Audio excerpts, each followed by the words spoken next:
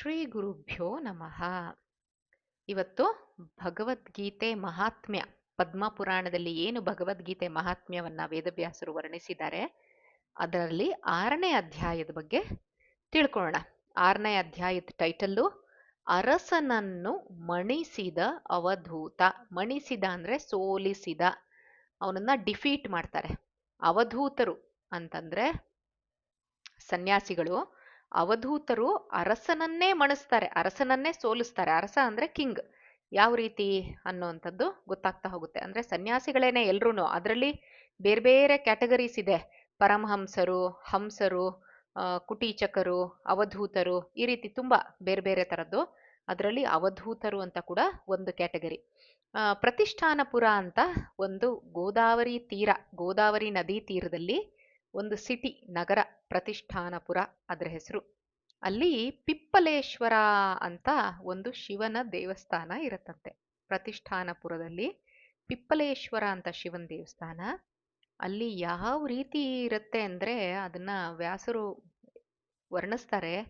ಅಲ್ಲಿರೋ ನದಿ ನೀರು, ಮೊದಲೇ ಗೋದಾವರಿ ತೀರ, ಆ ನದಿ ನೀರಿದೆ ಅಂತಂದ್ರೆ ಅಲ್ಲೆಲ್ಲ ತುಂಬಾ ಪಕ್ಷಿಗಳಂತೂ ಇರಲೇಬೇಕು, ಪ್ರಾಣಿಗಳು ಇರಬೇಕು, ಒಳ್ಳೊಳ್ಳೆ ಥರದ್ದು ಟ್ರೀಸು ಎಲ್ಲ ಇದೆ ಅಲ್ಲಿ, ಕಾಡೆಲ್ಲ ಚೆನ್ನಾಗಿದೆ ಅಲ್ಲಿ ಅಂತ ತುಂಬಾ ಚೆನ್ನಾಗಿ ಇರುವಂತ ಜಾಗ ಅದು. ಆ ರೀತಿ ಹಾಗಿರೋಂಥ ಜಾಗದಲ್ಲಿ ಈ ಗೋದಾವರಿ ಯಾರು ಅನ್ನೋದನ್ನ ವ್ಯಾಸರು ಹೇಳ್ತಾರೆ. ಗಂಗೆದು ಮತ್ತೊಂದು ಬ್ರಾಂಚ್ ಗೋದಾವರಿ ಅಂತ ಹೇಳ್ತಾ ಇದ್ದಾರೆ. ವಿಷ್ಣು ಪಾದೋದ್ಭವೆ ಗಂಗೆ, ವಿಷ್ಣುವಿನ ಪಾದದಿಂದ ಹುಟ್ಟೋಳಲ್ವಾ ಗಂಗೆ, ಆ ಗಂಗೆದು ಮತ್ತೊಂದು ಬ್ರಾಂಚೆ ಗೋದಾವರಿ ಅಂತ. ಈ ಪ್ರಾಂತ್ಯಕ್ಕೆ ಅಂದ್ರೆ ಗೋದಾವರಿ ತೀರದ ಪ್ರತಿಷ್ಠಾನಪುರಕ್ಕೆ ಜಾನುಶ್ರುತಿ ಅನ್ನೋಂಥವನು ದೊರೆ, ಕಿಂಗ್ ಆಗಿರ್ತಾನೆ. ಅವನು ಯಾವಾಗ ನೋಡಿದ್ರು ಯಜ್ಞಶೀಲ. ಇದ್ರ ಬಗ್ಗೆ ಆಲ್ರೆಡಿ ತುಂಬಾ ತಿಳ್ಕೊಂಡಿದೀವಿ ಭಗವದ್ಗೀತೆಯಲ್ಲಿ. ಯಜ್ಞ ಅಂದ್ರೆ ಫೈರ್ ಸ್ಯಾಕ್ರಿಫೈಸ್ ಕೂಡ ಆಗಬಹುದು, ಅಥವಾ ಯಾವ ರೀತಿ ಯಜ್ಞ, ನಾವ್ ಇನ್ನೊಬ್ರಿಗೆ ಬೇಕಾಗಿರುವಂಥದ್ದನ್ನ ಕೊಡೋದು ಕೂಡ ಯಜ್ಞ. ಸ್ವಾಧ್ಯಾಯ ಯಜ್ಞ, ದ್ರವ್ಯ ಯಜ್ಞ, ತಪೋ ಯಜ್ಞ, ಇದ್ರ ಬಗ್ಗೆ ಎಲ್ಲ ಕೃಷ್ಣ ತುಂಬಾ ಡೀಟೇಲ್ ಆಗಿ ಹೇಳಿದಾನೆ. ಆ ರೀತಿ ಇವನು ಯಜ್ಞಶೀಲ ಆಗಿರ್ತಾನೆ. ಎಷ್ಟ್ರ ಮಟ್ಟಿಗೆ ಅಂತಂದ್ರೆ ಇವನ್ ಕ್ಯಾರೆಕ್ಟರ್ನ ನೋಡ್ಕೊಂಡು ಇವನ್ ಎಷ್ಟು ದಿನ ಇದ್ನೋ ಅಷ್ಟು ದಿನ ದೇವತೆಗಳು ಕೂಡ ಅವನ ಊರಿಗೆ ಬಂದಿರ್ತಾ ಇದ್ರಂತೆ. ಆ ರೀತಿ ಅವನು ಅಷ್ಟ್ರ ಮಟ್ಟಿಗೆ ಫೇಮಸ್ ಆಗಿದ್ದ ಅಂತ. ಒಂದಿನ ರಾತ್ರಿ ಜಾನುಶ್ರುತಿ ಅವನ ಅರಮನೆ ಟೆರೆಸ್ ಮೇಲೆ, ಅವನ ಪ್ಯಾಲೆಸ್ ಏನಿತ್ತು ಆ ಪ್ಯಾಲೆಸ್ಗೆ ಟೆರೆಸ್ ಬಾಲ್ಕನಿ ಎಲ್ಲ ಇರುತ್ತಲ್ಲ, ಆ ಟೆರೆಸ್ಗೆ ಹೋಗ್ತಾನಂತೆ. ಹೋಗಿ ಆರಾಮ್ ಸ್ವಲ್ಪ ರೆಸ್ಟ್ ಮಾಡ್ತಾ ಇರ್ತಾನೆ. ಆಗ ಮೇಲ್ಗಡೆ ಆಕಾಶದಲ್ಲಿ ಹಂಸಗಳು ಹಾರ್ತಾ ಇರತ್ತಂತೆ. ಆ ಹಂಸಗಳು ಕಾಣಿಸ್ಕೊಳುತ್ತೆ. ಅದರಲ್ಲಿ 2 ಲೈನ್ ಆಫ್ ಹಂಸಗಳಿರುತ್ತೆ. ಒಂದು ಲೈನ್ ಮುಂದೆ ಹೋಗ್ತಾ ಇರತ್ತೆ, ಮತ್ತೊಂದು ಲೈನ್ ಹಿಂದೆ ಬರ್ತಾ ಇರತ್ತೆ. ಆಗ ಮುಂದೆ ಹೋಗ್ತಾ ಇರೋ ಹಂಸಗಳ ಲೈನ್ಗೆ ಹಿಂದೆ ಬರ್ತಾ ಇರೋಂಥ ಹಂಸಗಳು ಹೇಳ್ತಾವಂತೆ. ಹಂಸ ಅಂದ್ರೆ ಸ್ವಾನ್. ಹಂಸ ಹೇಳತ್ತಂತೆ, ಯಾಕ್ರೋ ಅಷ್ಟು ಅರ್ಜೆಂಟು, ಅಷ್ಟು ಬೇಗ ಬೇಗ ಯಾಕೆ ಹಾರ್ಕೊಂಡು ಹೋಗ್ತಾ ಇದ್ದೀರಾ ನೀವು? ಇನ್ನೊಂದು ಸ್ವಲ್ಪ ಹೊತ್ತು ಆರಾಮಾಗಿರಿ, ನಾವು ಎಷ್ಟು ದೂರ ಹೋಗ್ಬೇಕಲ್ವಾ ಟ್ರಾವೆಲ್ ಮಾಡಿಕೊಂಡು, ಎಲ್ಲ ಒಟ್ಟಿಗೆ ಹೋಗ್ಬೇಕಲ್ವಾ, ನಮ್ಗಿಂತ ಮುಂಚೆನೆ ಯಾಕೆ ಹಿಂಗೆ ಓಡ್ತಾ ಇದ್ದೀರಾ ನೀವು? ಏನ್ ನೋಡು, ಇಲ್ಲಿ ನೋಡು, ಎಷ್ಟು ದೊಡ್ಡ ಎಫಲ್ಜನ್ಸ್ ಅಂದ್ರೆ ತೇಜಸ್ಸು, ಪ್ರಕಾಶ, ಕಾಂತಿ, ಎಂತ ದೊಡ್ಡ ತೇಜಸ್ಸಿದೆ. ಜಾನುಶ್ರುತಿ ರಾಜ ಇದ್ದಾನೆ ಇಲ್ಲಿ, ರಾತ್ರಿ ಕೂಡ ಒಳ್ಳೆ ಚಂದ್ರನ್ ತರ ಅವನ್ ಬೆಳಕು ಕಾಣಿಸ್ತಾ ಇದೆ. ಅಂಥದ್ರಲ್ಲಿ ನೀವ್ ಅದನ್ನ ನೋಡ್ದಂಗೆನೆ ಹಾಗೆ ಮುಂದಕ್ಕೆ ಓಡೋಗ್ತಾ ಇದ್ದೀರಲ್ಲ ನೀವು, ಸ್ವಲ್ಪ ಹೊತ್ತು ನೋಡ್ಕೊಂಡು ಹೋಗ್ರಪ್ಪ, ಆ ರೀತಿ ತೇಜಸ್ಸಿದೆ ಅಂತ ಹೇಳ್ತಾವಂತೆ ಹಿಂದಿನ ಸಾಲಿನ ಹಂಸಗಳು. ಅದಕ್ಕೆ ಮುಂದ್ಗಡೆ ಹೋಗ್ತಾ ಇರತ್ತಲ್ಲ ಹಂಸಗಳು, ಅವು ಜೋರಾಗಿ ನಗಕ್ ಶುರು ಮಾಡ್ತಾರಂತೆ. ಏನ್ ಹೇಳ್ತಾ ಇದ್ಯೋ, ಏನ್ ತೇಜಸ್ಸು ಈ ಜಾನುಶ್ರುತಿ ರಾಜಂದು, ಬ್ರಹ್ಮಜ್ಞಾನಿ ಇದಾನಲ್ಲ ರೈಕ್ವ, ಅವನ್ ತೇಜಸ್ ಮುಂದೆ ಇವಂದೇನ್ ಮಹಾ ತೇಜಸ್ಸು, ಕಂಡಿದೀನ್ ಬಾ ಅಂತ ಹೇಳಿ ಅವು ಮುಂದಕ್ಕೆ ಹೋಗ್ಬಿಡ್ತವೆ ಹಿಂದ್ಗಡೆ ಹಂಸನ್ನ ಬಿಟ್ಬಿಟ್ಟು. ಆಗ ಜಾನುಶ್ರುತಿಗ್ ಪಾಪ ಈ ಮಾತು ಕೇಳ್ದಂಗಿರತ್ತಾ, ಅವನಿಗೆ ಪ್ರಾಣಿಗಳು ಪಕ್ಷಿಗಳು ಭಾಷೆ ಕೂಡ ಗೊತ್ತಿದೆ. ಹಿಂದಿನ ಕಾಲದಲ್ಲಿ ರಾಜರುಗಳೆಲ್ಲ ಆ ಭಾಷೆಗಳೆಲ್ಲ ಗೊತ್ತಿರ್ತಾ ಇತ್ತು ಅವ್ರಿಗೆ. ಹಾಗಾಗಿ ಜಾನುಶ್ರುತಿಗೆ ಕೇಳಿಸ್ಕೊಂತಲ್ವಾ, ಅವನಿಗೆ ಬೇಜಾರಾಗಲ್ವಂತೆ, ಬಟ್ ಒಂಥರ ಸರ್ಪ್ರೈಸ್ ಆಯ್ತಂತೆ. ಹಿಂದಿನ ಸಾಲ್ ಪಕ್ಷಿಗಳು ಇವನನ್ನ ಹೊಗಳ್ತಾ ಇದ್ದಾರೆ, ಎಂತ ತೇಜಸ್ಸಿದೆ ಜಾನುಶ್ರುತಿಗೆ, ಯಾವ ರೀತಿ ತುಂಬಾ ಶೈನಿಂಗ್ ಆಗಿದ್ದಾನ ಅವನು ಅಂತ. ಮುಂದೆ ಹೋಗ್ತಾ ಇರೋವು, ಬಾ ಕಂಡಿದೀನಿ ಇವಂದೇನ್ ಮಹಾ, ಆ ರೈಕುನ್ ತೇಜಸ್ ಮುಂದೆ ಇವನ್ ತೇಜಸ್ಸ ಅಂತ ಹೇಳಿದ ತಕ್ಷಣ ಇವನಿಗೆ ಯಾರಿರಬಹುದು ಈ ರೈಕ್ವ, ರೈಕ್ವನ್ ಹಂಗಾರ ಕಂಡಿಡಿಬೇಕಲ್ಲ, ಮಹಾಜ್ಞಾನಿ ಅಲ್ವಾ, ಮಹಾತ್ಮನೇ ಆಗಿರ್ಬೇಕು. ಯಾಕಂದ್ರೆ ನನ್ಕಿಂತ ತೇಜಸ್ಸು ಜಾಸ್ತಿ ಇದೆ ಅಂತಂದ್ರೆ ನನ್ಕಿಂತ ಜಾಸ್ತಿ ಸಾಧನೆ ಮಾಡಿರೋನಾಗಿರ್ತಾನವನು. ಹಾಗಾದ್ರೆ ಅವನ ಬಗ್ಗೆ ನಾನು ಕಂಡು ಹಿಡಿಬೇಕು ಅಂತ ಹೇಳ್ಬಿಟ್ಟು ಸಾರಥಿನ ಕರಿತಾನಂತೆ, ಚಾರಿಯೇಟರ್.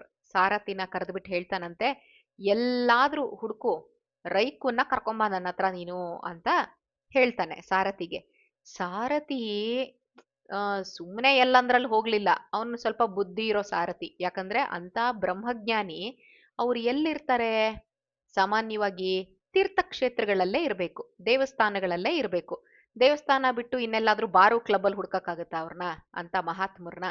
ಅದಕ್ಕೋಸ್ಕರ ಅವ್ರೇನ್ ಮಾಡ್ತಾರೆ, ತೀರ್ಥಕ್ಷೇತ್ರಗಳಿಗೆ ಹೋಗಿ ಹುಡುಕೋಣ, ಇನ್ನೆಲ್ಲಿರ್ತಾರೆ ಇಂಥ ತಪಸ್ವಿಗಳು, ಇಂಥ ಬ್ರಹ್ಮಜ್ಞಾನಿಗಳು ಅಂತ ಅನ್ಕೊಂಡು ಎಲ್ಲ ಇಡೀ ಭರತ ಖಂಡ. ಆ ಕಾಲದಲ್ಲಿ ಭಾರತ ಅಂದ್ರೆ ನಾಟ್ ಜಸ್ಟ್ ನಮ್ಮ ಇವಾಗಿನ ಇಂಡಿಯಾ ತರ ಅಲ್ಲ, ತುಂಬಾ ದೊಡ್ಡದಿತ್ತು ನಮ್ಮ ಭರತಖಂಡ. ಆ ಭರತಖಂಡಕ್ಕೆಲ್ಲ ಇವನು ತೀರ್ಥಕ್ಷೇತ್ರ ಯಾತ್ರೆ ಮಾಡ್ತಾನಂತೆ.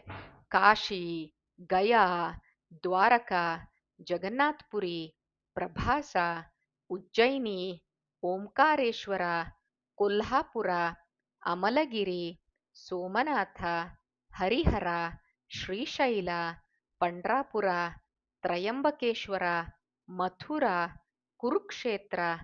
ಇಷ್ಟು ಮಾತ್ರ ಅಲ್ಲ, ಇನ್ನ ಜಾಸ್ತಿ ಕ್ಷೇತ್ರಗಳು, ಬೇರೆ ಬೇರೆ ಕ್ಷೇತ್ರಗಳನ್ನೆಲ್ಲ ಸುತ್ತಾನಂತೆ. ರೈಕೂರು ಮಾತ್ರ ಎಲ್ಲೂ ಕಾಣಿಸ್ಲಿಲ್ವಂತೆ. ರೈಕೂರು ಕಂಡ್ರೋ ಬಿಟ್ರೋ ಇವನಿಗೊಂದು ತೀರ್ಥಯಾತ್ರೆಗಳು ಆಗೋಯ್ತು. ಎಷ್ಟು ಕ್ಷೇತ್ರಗಳನ್ನ ಸಂದರ್ಶನ ಮಾಡ್ದ ಅಲ್ಲ ಅವನು, ಪುಣ್ಯ ಎಷ್ಟಿದೆ ಅವನಿಗೆ. ಕೊನೆಗೆ ಅವನು ಕಾಶ್ಮೀರಕ್ಕೆ ಹೋಗಿ ಸೇರ್ತಾನಂತೆ. ಕಾಶ್ಮೀರ ಮಾಣಿಕ್ಯೇಶ್ವರ ಅನ್ನುವಂತಹ ರುದ್ರದೇವರು ಅವ್ರ ಕ್ಷೇತ್ರ ಅದು. ಸರಸ್ವತಿ ಪೀಠ ಇವತ್ತಿಗೂ ಕೂಡ ಇದೆ ಕಾಶ್ಮೀರದಲ್ಲಿ, ಸರಸ್ವತಿ ನೆಲೆವೀಡು. ಆ ಮಾಣಿಕ್ಯೇಶ್ವರನ ಗುಡಿ ಹತ್ರ ಒಂದು ಗಾಡಿ ಇತ್ತಂತೆ, ಎತ್ತಿನ ಗಾಡಿ. ಇನ್ನ ಕಟ್ಟಬೇಕಷ್ಟೇ ಎತ್ತುಗಳನ್ನ. ಎತ್ತಿನ ಗಾಡಿ, ಎತ್ತುಗಳಿಲ್ಲ ಅಂದ್ರೆ ಏನ್ ಮಾಡ್ತಾರೆ, ಜಸ್ಟ್ ಅಲ್ಲಿ ಒಂದ್ ಕಡೆ ಪಾರ್ಕ್ ಮಾಡಿರ್ತಾರಲ್ವಾ, ಆ ಎತ್ತಿನ ಗಾಡಿ ಕೆಳಗಡೆ ಒಬ್ಬ ಮುನಿ ಕೂತಿದ್ನಂತೆ. ಆ ಮುನಿ ಹೇಗಿದ್ದ? ತುಂಬಾ ಚೆನ್ನಾಗಿದ್ನ ಅಂತಂದ್ರೆ ಇಲ್ಲ, ಮೈ ತುಂಬಾ ಕಾಯಿಲೆಗಳು ಅಂತ, ಕಜ್ಜಿ ಅಂತ ಏನ್ ಹೇಳ್ತೀವಿ, ಸ್ಕಿನ್ ಡಿಸೀಸ್ ಬರುತ್ತಲ್ಲ, ಆ ರೀತಿ ಪಾಪ ಆಗಿತ್ತಂತೆ. ಆದ್ರೆ ಮುಖ ಮಾತ್ರ, ಜಾನುಶ್ರುತಿ ಏನ್ ಹೇಳ್ದ ರಾಜ, ಆ ರೀತಿ ತೇಜಸ್ಸು, ಬ್ರಹ್ಮ ತೇಜಸ್ಸು, ಬ್ರಹ್ಮ ವರ್ಚಸ್ಸು ಅಂತ ಹೇಳ್ತೀವಿ. ಆ ಜ್ಞಾನಿ, ಮಹಾಜ್ಞಾನಿ, ಭಗವಂತನ ಕಂಡಿಡ್ಕೊಂಡಿರ್ತಾರಲ್ಲ ರೈಕರು, ಮುಖದಲ್ಲಿ ಅಂಥ ಕಳೆ ಇರುತ್ತಂತೆ. ಗಮನಿಸಬಹುದು ನಾವು ಬೇಕಾದ್ರೆ. ಸುಮಾರು ಜನ ಯಾರು ಈ ಸಾಧನೆ ಮಾಡಿರ್ತಾರೆ ಅಂಥವ್ರ ಮುಖಗಳನ್ನ ಗಮನಿಸಿದ್ರೆ ನಮಗೆ ಬರುತ್ತೆ, ಒಂಥರ ವಿಶೇಷವಾಗಿರುವಂಥ ಕಳೆ ಇರುತ್ತೆ ಅವ್ರ ಮುಖದಲ್ಲಿ. ಆ ರಾಜ ಏನೇನೆಲ್ಲ ಹೇಳಿದ್ನಲ್ಲ ಕ್ಯಾರೆಕ್ಟರಿಸ್ಟಿಕ್ಸು, ಅದೆಲ್ಲ ಕಾಣಿಸ್ತಂತೆ ರೈಕೂರ್ ಹತ್ರ. ಆಮೇಲೆ ಇವನಿಗೇನು ಸಂಶಯ ಉಳಿಲಿಲ್ಲ ಚಾರಿಯೇಟರ್ಗೆ. ತಕ್ಷಣ ಓ ಇವರೇನೆ ರೈಕೂರು ಅಂತ ಅವನಿಗೆ ಕನ್ಫರ್ಮ್ ಆಗೋಯ್ತಂತೆ. ಆಮೇಲೆ ರೈಕೂರ್ ಹತ್ರ ಮಾತಾಡ್ತಾನೆ. ಮಾತಾಡದ್ಮೇಲೆ ಮತ್ತಷ್ಟು ಫರ್ದರ್ ಕನ್ಫರ್ಮೇಶನ್ ಆಗುತ್ತೆ. ರೈಕೂರ್ ಹೇಳ್ತಾರೆ ಇವರೇ ನಾನೇ ರೈಕ್ವ ಅಂತ. ಆಮೇಲೆ ಇವನ್ ಲೇಟ್ ಮಾಡಲ್ಲ, ತಕ್ಷಣ ಏನ್ ಮಾಡ್ತಾನೆ, ಪ್ರತಿಷ್ಠಾನಪುರಕ್ಕೆ ಹೋಗ್ತಾನೆ. ಹೋಗ್ಬಿಟ್ಟು ರಾಜಂಗೆ ಎಲ್ಲಾ ವಿಚಾರಗಳನ್ನ ಹೇಳ್ತಾನೆ. ರಾಜಂಗೆ ಖುಷಿ ಆಗ್ಬಿಡುತ್ತಂತೆ, ಎಂಥ ಒಳ್ಳೆ ಸಾರಥಿ, ಹಂಗೂ ಹಿಂಗೂ ಅಚೀವ್ ಮಾಡ್ಬಿಟ್ನಲ್ಲ, ಗೋಲ್ನ ಕಂಡಿಡ್ದ್ಬಿಟ್ನಲ್ಲ ರೈಕೂರ್ ಎಲ್ಲಿದ್ದಾರೆ ಅಂತ. ಅದಕ್ಕೆ ಏನ್ ಮಾಡ್ತಾನೆ, ತಕ್ಷಣ ಲೇಟ್ ಮಾಡ್ಲಿಲ್ಲ ಅವನು, ಮುನಿನ ನೋಡ್ಬೇಕು ಅಂತ ಹೊರಡ್ತಾನೆ ಅಲಾಂಗ್ ವಿತ್ ಫ್ಯಾಮಿಲಿ ಮೆಂಬರ್ಸ್. ಅವನ ರಾಜ್ಯದಲ್ಲಿ ಯಾರ್ಯಾರಿದ್ರು ಜನಗಳು ಅವರು. ಅಷ್ಟು ಮಾತ್ರ ಅಲ್ಲ, ರೈಕ್ವರ್ಗೆ ಪ್ರೆಸೆಂಟ್. ಇವಾಗ ನಮ್ಮನೆಗೆ ಯಾರಾದ್ರೂ ಗೆಸ್ಟ್ಸ್ ಬಂದ್ರೆ ನಾವು ಅವ್ರಿಗೇನಾದ್ರೂ ಕೊಡ್ತೀವಿ, ಅಥವಾ ಗೆಸ್ಟ್ಗಳು ಯಾರಾದ್ರೂ ನಮ್ಮನೆಗೆ ಬಂದ್ರೆ ಖಾಲಿ ಕೈಯಲ್ಲಿ ಬರಲ್ಲ, ಅವ್ರೇನಾದ್ರೂ ತಗೊಂಡ್ ಬರ್ತಾರಲ್ವಾ ನಮ್ಗೆ. ಹಾಗೆ ಇವನು ರೈಕ್ವರ್ನ ಮೀಟ್ ಮಾಡಕ್ ಹೋಗ್ತಾ ಇದ್ದಾನೆ.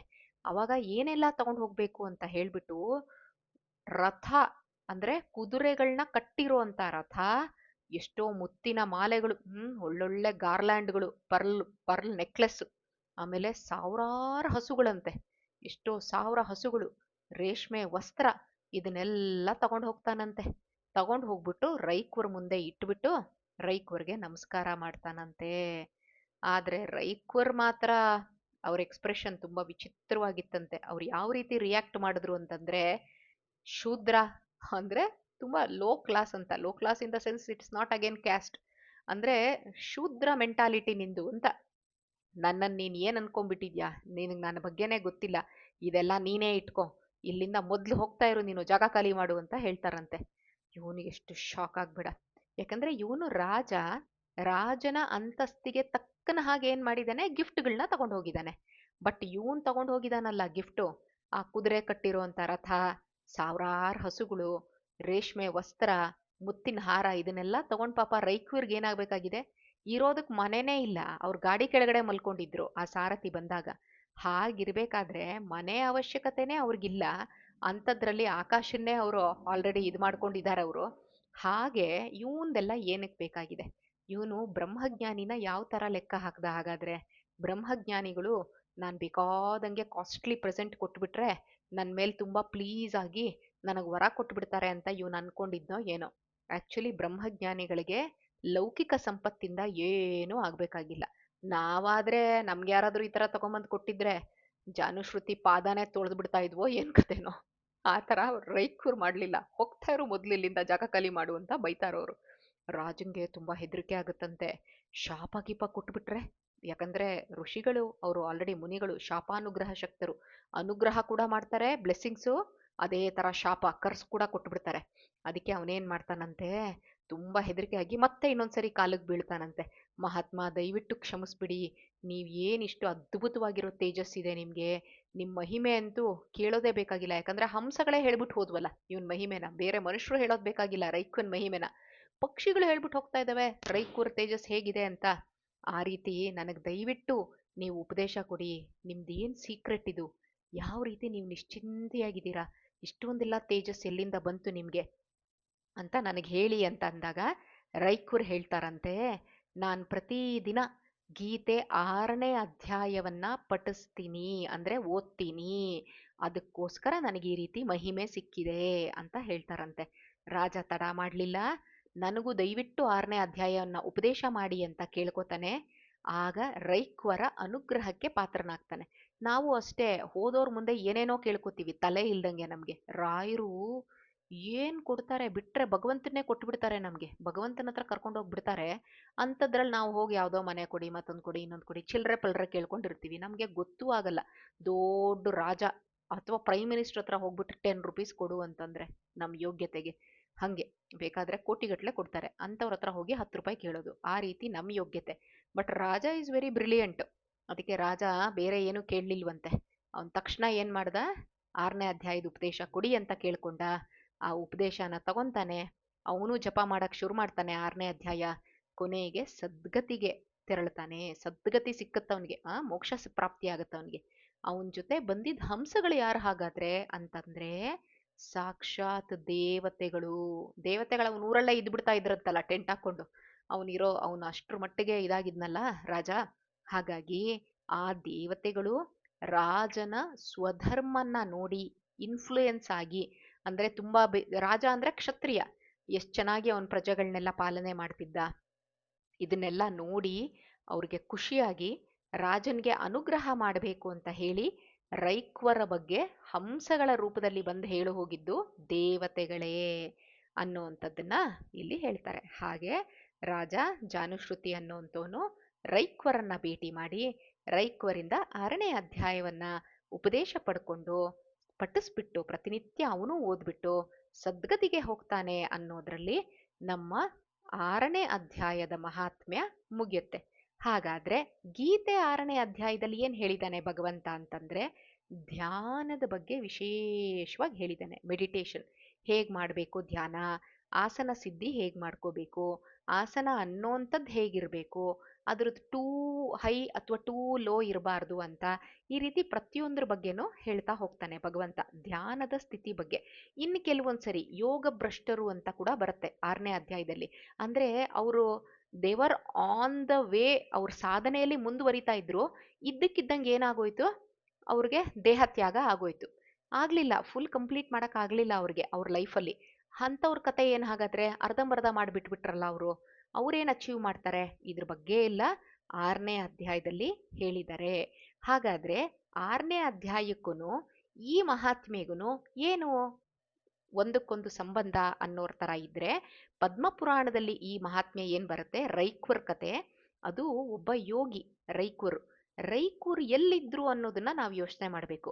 ರೈಕ್ವರು ಸರಸ್ವತಿಯ ತವರೂರು, ಕಾಶ್ಮೀರ ಅಂತಂದ್ರೆ ಒಂದು ಕಾಲದಲ್ಲಿ ಕಾಶ್ಮೀರಿ ಪಂಡಿತರು ಅಂದ್ರೆ ತುಂಬಾ ರಿವರ್ಡ್ ಪಂಡಿತರು, ಸ್ಕಾಲರ್ಸ್ ಅವರೆಲ್ಲ. ಯಾಕಂದ್ರೆ ಸರಸ್ವತಿನೇ ಅಲ್ಲಿ ಕುಣಿದಾಡ್ತಾ ಇದ್ಲು ಅಂತ ಜಾಗ ಅದು. ಈಗಿನ ಸ್ಥಿತಿನೇ ಬೇರೆ ಅದು. ಮತ್ತೆ ಬರುತ್ತೆ, ಅದು ರಿವೈವ್ ಆಗುತ್ತೆ. ಭಾರತ ವಿಲ್ ಬಿಕಮ್ ವಿಶ್ವಗುರು. ಆ ರೀತಿ ಅಂತ ಸರಸ್ವತಿ ನೆಲೆವೀಡಲ್ಲಿ ರೈಕೂರ್ ಇದ್ದಿದ್ದು. ಅವ್ರಿದ್ದಿದ್ದ ಜಾಗ ಯಾವುದು? ಮಾಣಿಕ್ಯೇಶ್ವರನ್ ದೇವಸ್ಥಾನ ಅಲ್ವಾ? ಮಾಣಿಕ್ಯೇಶ್ವರ ಯಾರು? ರುದ್ರದೇವರು. ರುದ್ರದೇವರು ಏನ್ ಮಾಡ್ತಾರೆ? ಮನವನ್ನ ನಿಯಾಮನೆ ಮಾಡ್ತಾರೆ, ಮನಸ್ಸನ್ನ ನಿಯಾಮನೆ ಮಾಡುವಂಥವ್ರು ರುದ್ರದೇವರು. ಹಾಗಾಗಿ ರೈಕೂರ್ಗೆ ಪ್ರಪಂಚದ ಆಸೆ ಇರಲಿಲ್ಲ. ಅವ್ರೇನಿದ್ರು ಒಳಗಡೆ ಭಗವಂತನಲ್ಲಿ ಸಮಾಧಿ ಸ್ಥಿತಿಯಲ್ಲಿ ಖುಷಿಯಾಗಿದ್ರು. ಅವ್ರಿಗೆ ಮನೆ ಬೇಕಾಗಿರ್ಲಿಲ್ಲ, ಒಳ್ಳೆ ಬಟ್ಟೆ ಬೇಕಾಗಿರ್ಲಿಲ್ಲ, ತಿನ್ನೋದಕ್ಕೆ ಒಳ್ಳೆ ಊಟ ಬೇಕಾಗಿರ್ಲಿಲ್ಲ, ಸುತ್ತಮುತ್ತ ಜನ ಬೇಕಾಗಿರ್ಲಿಲ್ಲ. ಆರಾಮಿದ್ರವ್ರು, ಆತ್ಮಾರಾಮ. ಭಗವಂತನ್ ಭಗವಂತನ ಬಗ್ಗೆನೇ ಚಿಂತೆ ಮಾಡ್ತಾ ಇದ್ರಲ್ಲ ಅವರು, ಆ ಚಿಂತನೆಯಿಂದ ಅವರು ತುಂಬಾ ಖುಷಿಯಾಗಿದ್ರು. ಅದು ರೈಕ್ವರು. ಆ ರೀತಿ ರೈಕ್ವರ ಸ್ಥಿತಿ ಆಗಿದ್ರೆ ಇನ್ನು ರಾಜ ಹೇಗಿದ್ದ ಅಂತಂದ್ರೆ, ರಾಜ ಕೂಡ ಒಳ್ಳೆ ಸಿದ್ಧಿನೇ ಪಡ್ಕೊಂಡಿದ್ದ. ಆದ್ರೆ ಕಂಪ್ಲೀಟ್ನೆಸ್ ಅನ್ನೋಂಥದ್ದು ಇರಲಿಲ್ಲ ಅವನಿಗೆ. ಕಂಪ್ಲೀಟ್ನೆಸ್ ಯಾವಾಗ ಬರುತ್ತೆ ಅಂದ್ರೆ, ಇಂಥ ಬ್ರಹ್ಮಜ್ಞಾನಿಗಳ ಸಂಪರ್ಕ ಆಗ್ಬೇಕು. ಸೊ ಇಂಥ ಬ್ರಹ್ಮಜ್ಞಾನಿಗಳ ಜೊತೆ ನಾವು ಸೇರಿದಾಗ ಮಾತ್ರ ನಮಗೂ ಕೂಡ ಅವರಿಂದ ಅನುಗ್ರಹ ಅನ್ನುವಂಥದ್ದು ಆಗತ್ತೆ. ರೈಕ್ವರಿಗೆ ಏನಿರ್ಲಿಲ್ಲ, ತಲೆ ಮೇಲೊಂದು ಮನೆ ಕೂಡ ಇರಲಿಲ್ಲ, ಗಾಡಿ ಕೆಳಗಡೆ ಮಲ್ಕೊಂಡು ಖುಷಿಯಾಗಿದ್ರು. ರಾಜನ್ ಪ್ಯಾಲೇಸ್ ಅಲ್ಲಿ ಇದ್ರು ಕೂಡ 100% ಹ್ಯಾಪಿನೆಸ್ ಇತ್ತಾ? ಹೇಳಕ್ಕಾಗೋದಿಲ್ಲ. ಅದಕ್ಕೆ ನಮಗೆ ಖುಷಿ ಅಂತ ಕೊಡುವಂಥದ್ದು ನಮ್ಮ ಸ್ಟೇಟಸ್ ಅಲ್ಲ. ಮೆಟೀರಿಯಲಿ ನಾವು ಜಾಸ್ತಿ ಜಾಸ್ತಿ ಸಂಪಾದನೆ ಮಾಡ್ದಂಗೂ ನಾನು ಖುಷಿಯಾಗಿರ್ತೀನಿ ಅಂತಂದ್ರೆ ದಟ್ ಈಸ್ ರಾಂಗ್. ಅದ್ರ ಬಗ್ಗೆ ನಾವು ಬಿಟ್ಬಿಡ್ಬೇಕು ಕನ್ಸನ್ನ. ಆ ರೀತಿ ಯೋಚನೆ ಮಾಡೋದು ಅದು ತುಂಬಾ ಕೆಟ್ಟ ಯೋಚನೆ ಅದು. ಅದರಿಂದ ನಮಗೆ ಮೆಟೀರಿಯಲಿ ದ ಮೋರ್ ಐ ಅರ್ನ್, ಹೆದರಿಕೆ ಕೂಡ ಜಾಸ್ತಿ ಆಗ್ತಾ ಹೋಗುತ್ತೆ. ಯಾರು ಕಳ್ತನ ಮಾಡ್ತಾರೋ ಏನೋ, ಎಲ್ಲಿ ಸೇಫ್ ಆಗಿ ಇಡಬೇಕೋ ಏನೋ, ಹೇಗೆ ಅದನ್ನ ಸೇಫ್ ಗಾರ್ಡ್ ಮಾಡೋದು, ಇದ್ರ ಬಗ್ಗೆ ಚಿಂತೆಗಳು ಮತ್ತೆ ಶುರುವಾಗುತ್ತೆ. ರೈಕರು ಪೂರ್ಣವಾಗಿ ಸಿದ್ಧಿ ಗಳಿಸಿದ್ರು. ಜಾನುಶ್ರುತಿ ಅವನ್ ಸಿದ್ಧಿ ಗಳಿಸಿದ್ದ, ಇಲ್ಲ ಅಂತಲ್ಲ. ಅದ್ರ ಕಂಪ್ಲೀಟ್ನೆಸ್ ಅವನ್ ಯಾವಾಗ ಮಾಡ್ದ? ರೈಕ್ವರ್ ಜೊತೆ ಸೇರ್ಕೊಂಡು ರೈಕ್ವರಿಂದ ಅವನಿಗೆ ಆ ಕಂಪ್ಲೀಟ್ನೆಸ್ ಅನ್ನುವಂಥದ್ದು ಸಿಕ್ತು. ಅದಕ್ಕೋಸ್ಕರ ನಾವ್ ಯಾವತ್ತಿದ್ರೂ ಕೂಡ ಈ ಚರಿತ್ರೆಗಳನ್ನೆಲ್ಲ ಏನಕ್ಕೆ ಕೇಳಬೇಕು, ಈ ಪುರಾಣಗಳನ್ನೆಲ್ಲ ಯಾಕೆ ಅಭ್ಯಾಸ ಮಾಡಬೇಕು? ನಮ್ಮ ಭವ್ಯ ಭಾರತದ ಹಿಸ್ಟ್ರಿಗಳನ್ನ ಹೇಳ್ತಾ ಇದೆ ಅಲ್ವಾ ಇದು. ಎಷ್ಟೋ ರಾಜರುಗಳ ಬಗ್ಗೆ ತಿಳ್ಕೊತಾ ಇದ್ದೀವಿ, ಅವ್ರ ಚರಿತ್ರೆಗಳ ಬಗ್ಗೆ ಎಲ್ಲ ಕೇಳ್ತಾ ಇದ್ದೀವಿ. ಇದರಿಂದ ನಮಗೇನ್ ಲಾಭ ಅಂತಂದ್ರೆ, ನಮ್ಮ ವಂಶ ಅನ್ನುವಂಥದ್ದು ಅಭಿವೃದ್ಧಿ ಆಗತ್ತೆ. ಹಿಂದೆ ನಮ್ಮ ವಂಶದೆಲ್ಲ ಯಾರ್ಯಾರೆಲ್ಲ ಬಂದು ಹೋಗಿದ್ರಲ್ಲ ಪಿತೃಗಳು, ಎಷ್ಟೋ ಜನ ಪಿತೃಗಳು ಆಗಿ ಹೋಗಿದಾರಲ್ಲ ನಮ್ಮ ವಂಶದಲ್ಲಿ, ಅವರೆಲ್ಲರೂ ಕೂಡ ತುಂಬಾ ಖುಷಿ ಬೀಳ್ತಾರೆ. ಮುಂದೆ ಬರೋ ಜನರೇಷನ್ಸು ಕೂಡ ತುಂಬಾ ಚೆನ್ನಾಗಿರ್ತಾರೆ ನಮ್ಮ ಇದರಲ್ಲಿ. ಎಲ್ಲರೂ ಅದಕ್ಕೆ ತಾನೇ ಒದ್ದಾಡ್ತಾರೆ, ಪೊಲಿಟಿಷಿಯನ್ಸ್ ಇಂದ ಬೇರೆಯವರೆಲ್ಲ. ಹತ್ತತ್ತು ತಲೆಮಾರು ಆಗೋಷ್ಟು ಜನರೇಷನ್ಗೆ ಆಗೋಷ್ಟು ದುಡ್ಡನ್ನ ಕೊಳ್ಳೆ ಹೊಡೆದ್ಬಿಟ್ಟು ಇದು ಮಾಡ್ತಾರೆ. ಏನಕ್ಕೋಸ್ಕರ? ನೆಕ್ಸ್ಟ್ ಜನರೇಷನ್ ಚೆನ್ನಾಗಿರ್ಲಿ, ಏನು ತೊಂದರೆ ಬರದೇ ಇರಲಿ ಅವ್ರಿಗೆ ದುಡ್ಡಿಗೆ ಅಂತ. ಆದ್ರೆ ಎಲ್ಲಾನು ಅವರೇ ಮಾಡ್ಬಿಟ್ರು ಅಂದ್ರೆ ಮಕ್ಕಳೇನ್ ಮಾಡ್ತಾರೆ? ಅವ್ರಿಗೆ ಕೂತ ತಕ್ಷಣ, ಕಣ್ಣು ಬಿಟ್ಟ ತಕ್ಷಣ ದುಡ್ಡುಗಳು ಕಾಣಿಸ್ತಾ ಇರುತ್ತಲ್ಲ, ಅವ್ರು ಇನ್ನೇನು ಮಾಡಕ್ ಹೋಗೋದಿಲ್ಲ. ಅವರೆಲ್ಲ ಕೆಟ್ಟ ದಾರಿ ಹಿಡ್ಕೊಂಡು ಆ ದುಡ್ಡನ್ನ ಕರಗಿಸೋದಕ್ಕೇನೆ ಟೈಮ್ ಪಾಸ್ ಮಾಡ್ತಾ ಇರ್ತಾರೆ. ಆ ರೀತಿ. ಸೊ ಹಾಗೆ ಅದನ್ನ ನಾವು ಇದು ಮಾಡಬಾರ್ದು. ನಿಜವಾಗಿರೋ ಜ್ಞಾನ ಯಾವುದು ಕೊಡಬೇಕು ಅಂತಂದ್ರೆ, ನಮ್ಮ ಋಷಿ ಮುನಿಗಳ ಬಗ್ಗೆ, ನಮ್ಮ ಭಾರತದಲ್ಲಿ, ಭರತ ವಂಶ ಅಲ್ವಾ ನಮ್ದು, ಭಾರತದಲ್ಲಿ ಬಂದಂತ ಮಹಾರಾಜರು ಮಹಾರಾಜರುಗಳ ಬಗ್ಗೆ ನಮ್ಮ ಮಕ್ಕಳಿಗೆ ನಾವು ಜಾಸ್ತಿ ಹೇಳ್ತಾ ಇದ್ದಂಗೆ. ಯಾಕೆ ಬೇಕು? Because our education system won't give this. ಅದೇನು ಹೇಳುತ್ತೆ? ವರ್ಲ್ಡ್ ವಾರ್ 2 ಏನೋ, ವರ್ಲ್ಡ್ ವಾರ್ 1 ಏನೋ, ಪೊಲಿಟಿಕಲ್ ಸೈನ್ಸ್ ಅಂದ್ರೆ ಇಂಡಿಯನ್ ಪೊಲಿಟಿಕ್ಸ್ ಯಾವುದು ಕೊಡೋದಿಲ್ಲ. ರಾಜರುಗಳ ಬಗ್ಗೆ ಕೊಡ್ತಾರಾ? ಕೊಡೋದಿಲ್ಲ. ಯಾರ ಬಗ್ಗೆನೂ ಹೇಳಲ್ಲ. ಬಿಟ್ರೆ ಮೊಹಮ್ಮದ್ ಗಜ್ನಿ ಬಗ್ಗೆ ಹೇಳ್ತಾರೆ, ಎಷ್ಟೋ ಮುಸ್ಲಿಂ ದೊರೆಗಳ ಬಗ್ಗೆ ಹೇಳ್ತಾರೆ, ಬ್ರಿಟಿಷರ್ಸ್ಗಳ ಬಗ್ಗೆ ನಮಗೆ ಹೇಳ್ಕೊಡ್ತಾರೆ ಹೊರತು ನಮ್ಮ ರಾಜ ಮಹಾರಾಜರುಗಳ ಬಗ್ಗೆ, ಗ್ಲೋರೀಸ್ ಬಗ್ಗೆ ಯಾವತ್ತೂ ಹೇಳ್ಕೊಡಲ್ಲ ನಮ್ಮ ಎಜುಕೇಶನ್ ಸಿಸ್ಟಮ್. ಹಾಗಾಗಿ ನಾವು ಇವತ್ತು ಈ ಸ್ಥಿತಿಗೆ ತಲುಪಿದೀವಿ. ಇಲ್ಲ, ನಾವು ಇವ್ರ ಬಗ್ಗೆ ಎಲ್ಲ ತಿಳ್ಕೊಂತೀವಿ ಅಂದ್ರೆ ನಮಗೆ ಕೀರ್ತಿ ಬರುತ್ತಂತೆ. ಕೀರ್ತಿ ಅಂದ್ರೆ ಏನು? ಒಳ್ಳೆ ಹೆಸರು, 4 ಜನ ನಮ್ಮನ್ನ ಒಳ್ಳೆಯವರು, ಭೇಷ್ ಶಬಾಷ್ ಅಂತ ಹೇಳ್ತಾರೆ. ಆ ರೀತಿ ಕೀರ್ತಿನ ಸಂಪಾದನೆ ಮಾಡ್ತೀವಿ ಅಂತ ಹೇಳ್ತಾರೆ. ಹಾಗಾಗಿ ನಾವಾದಷ್ಟು ಶ್ರದ್ಧೆಯಿಂದ ಪುರಾಣಗಳಿರ್ಬೋದು, ಇತಿಹಾಸ, ಮಹಾಭಾರತ ಅನ್ನೋಂಥದ್ದು ಇತಿಹಾಸ. ಇತಿಹಾಸ ಅಂದ್ರೆ ಗ್ರೇಟ್ ಹಿಸ್ಟ್ರಿ. ಏನ್ ನಡೆದಿತ್ತು ಅದನ್ನ ಆಸ್ ಇಟ್ ಈಸ್ ಅದನ್ನ ಹೇಳ್ತಾರೆ. ಪುರಾಣ ಅಂತಂದ್ರೆ ಬರೋ ಕತೆಗಳು ಆಸ್ ಇಟ್ ಈಸ್ ಆಗಿರ್ಬೇಕು ಅಂತಿಲ್ಲ. ಬಂದಿರುತ್ತೆ ಆವ ಪಾತ್ರಗಳು, ಅದನ್ನ ಒಂದ್ ಸ್ವಲ್ಪ ಎಲಾಬ್ರೇಟ್ ಆಗಿ ಸ್ವಲ್ಪ ಮಾಡಿ ನಮಗೆ ಪ್ರೆಸೆಂಟೇಬಲ್ ಆಗಿ ಪ್ರೆಸೆಂಟ್ ಮಾಡ್ತಾರೆ. ಯಾಕಂದ್ರೆ ನಮ್ಗೆ ಅದರಿಂದ ಮಾರಲ್ ತಿಳ್ಕೊಬೇಕಲ್ವಾ ನಾವು. ಹಾಗಾಗಿ ಒಂದ್ ಸ್ವಲ್ಪ ನಮ್ಗೆ ಯಾವ ರೀತಿ ಮಾರಲ್ ಬರ್ಸ್ಬೇಕು ಅನ್ನೋ ರೀತಿ ಸ್ಟೋರಿನ ಕಂಪೋಸ್ ಮಾಡಿರ್ತಾರೆ ಪುರಾಣಗಳಲ್ಲಿ. ಆದ್ರೆ ಇತಿಹಾಸಗಳಲ್ಲಿ ಇಟ್ ಈಸ್ ಹಿಸ್ಟ್ರಿ. ಮಹಾಭಾರತ ಅನ್ನುವಂಥದ್ದು ಇತಿಹಾಸ. ಅದನ್ನ ಹೇಗಿದೆ ಹಾಗೆ ಕೊಟ್ಟಿದ್ದಾರೆ ವ್ಯಾಸರು. ಇದನ್ನೆಲ್ಲಾನು ನಾವು ತಿಳ್ಕೊಳೋದ್ರಿಂದ ಏನಾಗುತ್ತೆ? ನಮ್ಮ ಭವಿಷ್ಯ ಕೂಡ ಸೆಕ್ಯೂರ್ ಆಗುತ್ತೆ, ಇಹಾನು ಚೆನ್ನಾಗಿರುತ್ತೆ, ಮುಂದೆ ಪರ ಕೂಡ ಚೆನ್ನಾಗಿ ನಮ್ಗೆ ಒಳ್ಳೆ ಲೋಕಗಳು ಸಿದ್ಧಿಯಾಗುತ್ತೆ. ಹಾಗಾಗಿ ನಾವು ಇದನ್ನೆಲ್ಲ ತುಂಬ ಸೀರಿಯಸ್ ಆಗಿ ತಗೋಬೇಕು. ಆಧ್ಯಾತ್ಮಿಕತೆ ಅನ್ನುವಂಥದ್ದು it is not A time pass subject, it is part and parcel of our life. ನಾವು ಇದನ್ನ ಜೊತೆಲೇ ಹೋಗ್ತಾ ಇದ್ರೇನೆ ನಮ್ಮ ಗಾಡಿ ಅನ್ನುವಂಥದ್ದು ಚೆನ್ನಾಗಿರುತ್ತೆ. ಟೂ ವೀಲರ್ಗೆ ಎರಡು ಚಕ್ರ ಬೇಕು. ಒಂದು ಚಕ್ರ ಪಂಕ್ಚರ್ ಆಗೋಯ್ತು ಅಂದರೆ ಗಾಡಿ ಮುಂದೆ ಹೋಗುತ್ತಾ? ಫೋರ್ ವೀಲರ್ಗೆ ನಾಲ್ಕು ಚಕ್ರಗಳು ಬೇಕು. ಒಂದು ಚಕ್ರ ಏನೋ ತೊಂದರೆ ಆಯಿತು ಅಂದರೆ ಮೂರು ಚಕ್ರದಲ್ಲಿ ನಾವು ಬ್ಯಾಲೆನ್ಸ್ ಮಾಡ್ಕೊಂಡು ಹೋಗೋದಕ್ಕಾಗೋದಿಲ್ಲ. ಹೇಗೋ ಹಾಗೆ ಈ ಲೈಫ್ ಅನ್ನೋವಂಥ ವೆಹಿಕಲಲ್ಲಿ ನಾವು ಸ್ಪಿರಿಚುಯಾಲಿಟಿ ಅನ್ನೋವಂಥದ್ದನ್ನ ಜೊತೇಲಿ ತಗೊಂಡು ಬಂದರೆ, ಮೆಟೀರಿಯಲ್ ಏನೋ ಹೇಳ್ಕೊಡೋದೇ ಬೇಕಾಗಿಲ್ಲ, ಎಲ್ಲರೂ ಜೊತೇಲಿ ಇಟ್ಕೋತಾರೆ. ಆದರೆ ಸ್ಪಿರಿಚುಯಾಲಿಟಿ ಅನ್ನೋ ವೀಲನ್ನೂ ನಾವು ಸೇರಿಸ್ಕೊಂಡಾಗ್ಲೇ ಈ ಬದುಕಿನ ಬಂಡಿ ಅಂತ ಏನಿದೆಯಲ್ಲ ಅದು ಚೆನ್ನಾಗಿ ಹೋಗ್ತಾ ಇರುತ್ತೆ ಮುಂದೆ. ಇಲ್ದಿದ್ರೆ ಪಂಕ್ಚರ್ ಮಾಡ್ಕೊಂಡು ಕೂತ್ರೆ ನಮಗೆ ಗೊತ್ತಾಗಲ್ಲ ನಾವು ಎಲ್ಲಿ ಎಡವುತ್ತಾ ಇದ್ದೀವಿ ಅಂತ, ಏನು ಮಾಡ್ತಿದ್ದೀವಿ ಅಂತ ಗೊತ್ತಾಗಲ್ಲ.